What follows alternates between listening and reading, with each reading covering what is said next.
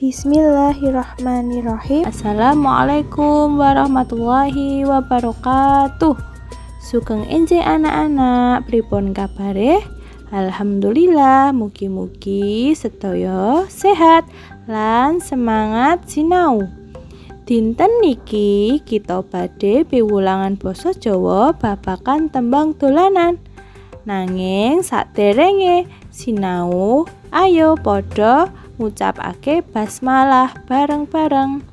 Bismillahirrahmanirrahim.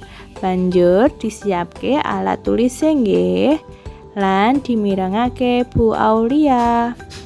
Apa iku tembang dolanan? Nah, anak-anak, sapa sing wis ngerti apa iku tembang dolanan?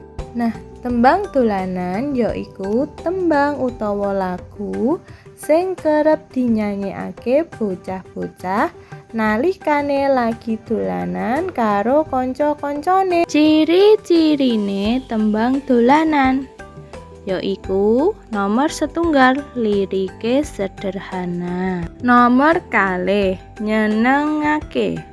Nomor 3, isine piwulangan utawa pitutur.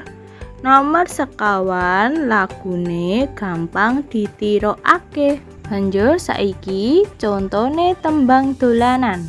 Nah, anak-anak, sapa sing wis tau ngerti contone tembang dolanan?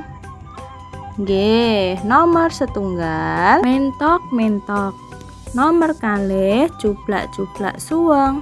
Nomor 3, jaranan. Lan nomor sekawan, jamuran. Ayo saiki banjur anak-anak nyanyekake tembang dolanan sing judule mentok-mentok.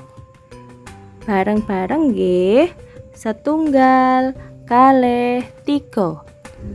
Mentok-mentok tak kandhani sasolahmu, angisin-ngisini ya aja ngetok becik ndelik wae, enak ngorok ana kandang wae. Mentok mentok mong lakumu, megal-megol gawe guyu.